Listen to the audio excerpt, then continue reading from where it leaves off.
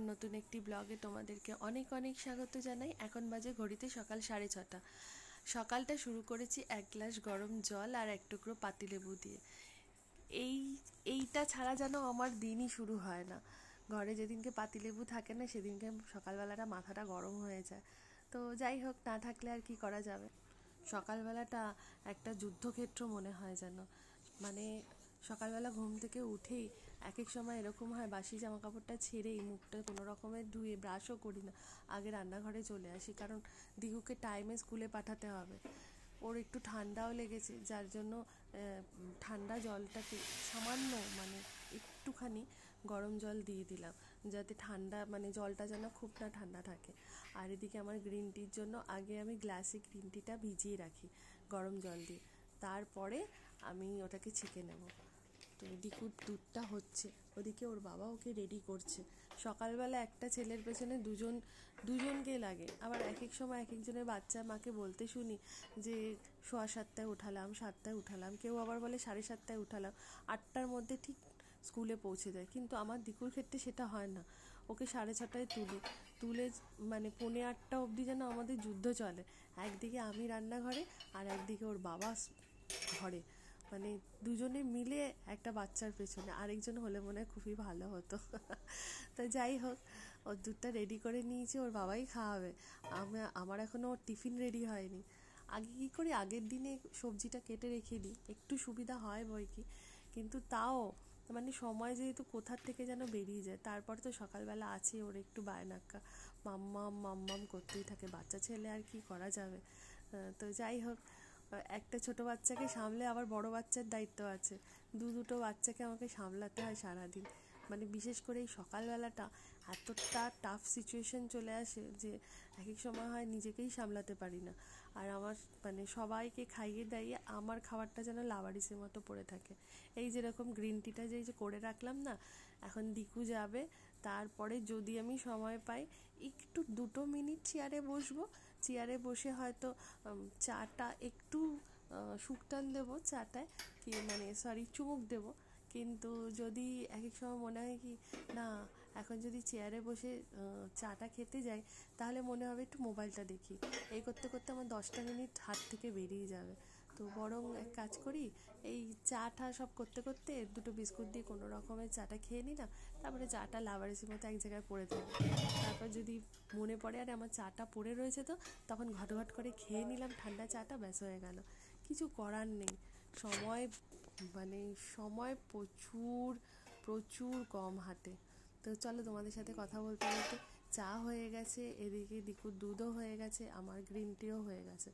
আমারটা না বললেই ভালো, কারণ ওটা বলার মধ্যে থাকে। তো এবার আমি এখন দিকুর টিফিনটা করব। আজকে দিকুর টিফিনে দেব ম্যাগি না ইপ্পি দেব। দিলে কি হবে, টিফিনটা ফেরতই আসবে, অল্প একটু খাবে হয়তো 2 চামচ, তারপর ফেরত নিয়ে চলে আসবে। এই ম্যাগিটা কিছুতেই খেতে চায় না। এক এক সময় হয় কি, যেহেতু সপ্তাহে 5টা দিনের মধ্যে তো আমাকে টিফিনটা সেরকমভাবে ভাগ করতে হয়। একদিন চাউমিন দিলাম, একদিন ম্যাগি দিলাম। যেদিন 2 দিন পরপর চাউমিন দিই না, পরপর কেন, সপ্তাহে আমি 2 দিন চাউমিন দিই না, কারণ এক জিনিস কেন রোজ খাবে। তো ম্যাগিটাকেই চাউমিনের মতো করে দিই, কিন্তু কি, চাউমিন দিলে সেটা না ঠিক খেয়ে নেবে, কিন্তু ম্যাগিটাকে যদি আমি চাউমিনের মতো করে দিই, এটা ঠিক ফেরত আসবেই। তো কিছু করার নেই, হয়তো আজকে ফেরত আনছে, 2 দিন বাদে এরকম হবে যে ও ঠিক খেয়ে নেবে। তো হাল ছেড়ো না বন্ধু, ব্যাপারটা আমার ক্ষেত্রে এরকমই। তো আগে কি হতো, আমি একটুখানি পরোটা দিতাম তরকারির সাথে, বা লুচি দিতাম, কিন্তু এখন সেটা হয় না, কারণ এখন না যেহেতু একটু ছোট, তো একদম যখন ছোট ছিল, নার্সারিতে পড়তো, তখন আন্টি খাইয়ে দিত। যখন প্রথম স্কুলে ভর্তি হয়, পরপর 2 বছর আন্টি খাইয়ে দিয়েছিল, কিন্তু না 2 বছর না, সরি ভুল বললাম, নার্সারিতে প্রথম বছর খাইয়ে দিয়েছিল আন্টি। ওকে এতটাই ভালোবাসতো, কোলে বসিয়ে খাইয়ে দিতেন উনি। কিন্তু এখন কি হয়, যেহেতু একটু করে বড় হচ্ছে, আন্টিরা একটু করে ছাড়তে শিখেছে, এখন আর খাইয়ে দেয় না, হয়তো টিফিন বক্সটা খুলে দিল। তো সেক্ষেত্রে হয় কি, যদি আমি পরোটা তরকারি বা লুচি তরকারি দিলাম, যদি ফেলে দেয়, কিন্তু রোলটা যখন আমি দিই খায়, বাকি জিনিসগুলো সব খায়। তো একটুখানি ওই দুটো যেহেতু অ্যাভয়েড করছি, সেহেতু ম্যাগিটা করে দিই। কিন্তু এক্ষেত্রে বাবু ফেরত নিয়ে আসবে, তো কিছু করার নেই, দিই, একদিন না একদিন ঠিক খাবে। চলো, দিকুর টিফিন রেডি হয়ে গেছে, এবার টিফিনটাকে বক্সে ঢালা যাক। আর ওদিকে ও রেডি হয়ে গেছে, এবার ওর বাবা রেডি হচ্ছে। মানে আমরা সকালবেলাটা যেন হাঁপিয়ে পড়ি, আর ওর বাবা কি বলে জানো, গোপাল সেবা হলো। সত্যি গোপাল সেবাই বটে, আর কি করা যাবে, মানে বকে চোখেও করা যায় না, কারণ সারাদিনের ব্যাপার, তো সারাদিন না সরি, এই 11টা অবধি, এখন 11টায় স্কুল ছুটি হয়। তো এখন যদি বাচ্চার মুডটা একটুখানি খিটখিটে করে দিই বকাঝকা করে, তাহলে স্কুলে হয়তো ও সেরমভাবে কনসেন্ট্রেট করতে পারবে না পড়াশোনা। তো যতটা পারি একটু ওকে মানে বুঝিয়ে ভালোবেসে আদর করে এইভাবে ওকে স্কুলে পাঠানো হয়। আর আমার বেসিনটা লক্ষ্য করেছো তোমরা? বেসিনে দেখো একটুখানি টিফিন করতে গিয়ে সকাল থেকে কত বাসন, এরকম যে সারাদিন আমি কত বাসন মাজি, হাতগুলো ছালা পড়ে গেল। তো যাই হোক, ছোটো বাচ্চা চলে গেছে স্কুলে, এখন বড় বাচ্চার রেডি হচ্ছে। বড় বাচ্চাও আমাকে ভীষণ ভীষণ তাড়া দেয়, তাকে মোটামুটি 10টার মধ্যে রেডি করে দিতে হবে, 11টার মধ্যে বেরাবে যেহেতু। তো ছোটো বাচ্চা চলে গেছে, বড় বাচ্চার এখন রেডি করছি। রুটি তরকারি করব, টিফিনে নিয়ে যাবে। গ্যাসটা আগে এঁঠো করার আগেই না রুটি তরকারিটা করে নিই, কারণ এরপর মাছ পেঁয়াজ রসুন সব রান্না করব। তো তার আগে যদি রুটি তরকারিটা করে নিলাম, রুটিটা করি না তরকারিটা করে নিই, তাহলে সুবিধা হয়। তারপরে আবার গ্যাস ট্যাস মুছে টুছে ভালো করে তারপরে করব রুটি, সবার শেষে রুটিটা করি, নাহলে না ঠান্ডা হয়ে যায়, এমনিও বেলায় খায় ঠান্ডা হয়ে যায়, তো যার জন্য একটু দেরিতে করতে হয়। আর আমার দত্তমশাই তো এই রুটি তরকারি যদি আমি রোজ দিই তাহলে তো নাই নেই, ভীষণ ভালো খায়। কিন্তু তার আবার একটা শর্ত আছে, যেটা হচ্ছে কালকে এসেই আমাকে বলে দিয়েছে, তুমি কিন্তু তরকারিতে 5 ফোড়ন দেবে না। ও 5 ফোড়ন দু চোখে দেখতে পারে না, মানে 5 ফোড়নের মধ্যে যে মেথিটা থাকে না, ওটা নাকি ওর পোকা পোকা লাগে, তো ওটা একদম সহ্য করে না। আমি একদম বিশ্বাস করবে না, 1 চিমটে মেথি দিই, সরি মেথি না 5 ফোড়ন দিই 1 চিমটে, তাতেও প্রবলেম। তো এখন আমি ঠিক করে নিয়েছি মেথি তো আমি দেবই, কারণ মেথির গন্ধটা আমার খুব ভাল লাগে তরকারিতে। তো মেথি আমি দেব, কিন্তু তরকারিটা আগে একটা বাটিতে ঢালবো, ঢেলে সমস্ত মশলাগুলোকে আলাদা করব, তারপর টিফিনটা ওর প্যাক করব। মানে বুঝতে পারছো তো সকাল থেকে আমার যে কতটা পরিশ্রম যায়, কিন্তু তার মধ্যেও এটা হয়তো কিছুটা হলো মানসিক শান্তি। আমাদের দত্তমশাই জানো তো ম্যাগিটা খুব একটা ভালো খায় না, একদিন ম্যাগিটাকে চাউমিনের মতো করে দিয়েছিলাম, ফেরত নিয়ে এসেছিল, মানে বাবা ছেলে দুজনেই সমান।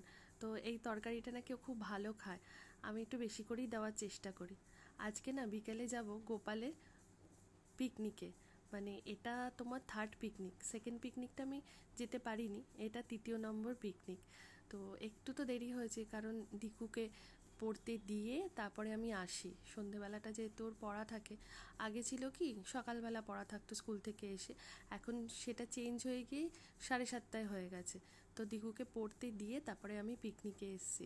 দেখো কি ভালো লাগছে না প্রত্যেকটা গোপাল। এবার যেহেতু আস্তে আস্তে গরম পড়ছে, তাই জন্য গোপালের ড্রেসগুলো আস্তে আস্তে চেঞ্জ হচ্ছে, মানে অনেক গোপাল দেখো তোমার সোয়েটার ছাড়াও এসছে, আবার অনেক গোপালও সোয়েটার পরে এসছে। তো যেহেতু নিউবর্ন বেবি যারা হয় তাদের তো একটু ঠান্ডা লাগে বেশি, তাই তাদেরকে সোয়েটার পরিয়ে রাখা হয়, সেরকম এক্ষেত্রেও তাই।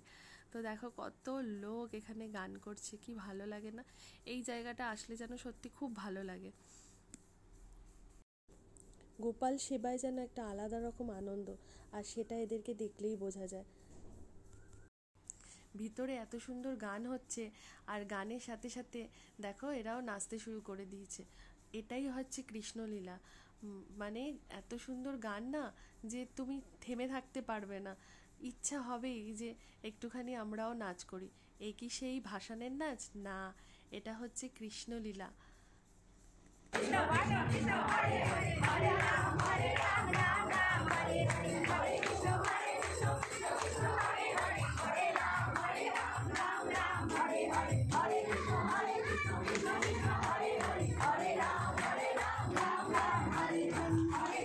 গোপালের পিকনিকে এসে দিকুর বেস্ট ফ্রেন্ডের সাথে দেখা হয়ে গেছে। আসলে প্রিয়াঙ্কা আর পৃথ্বীশও এসেছিল, কিন্তু দিকু যেহেতু যায়নি তাই দেখা হয়নি।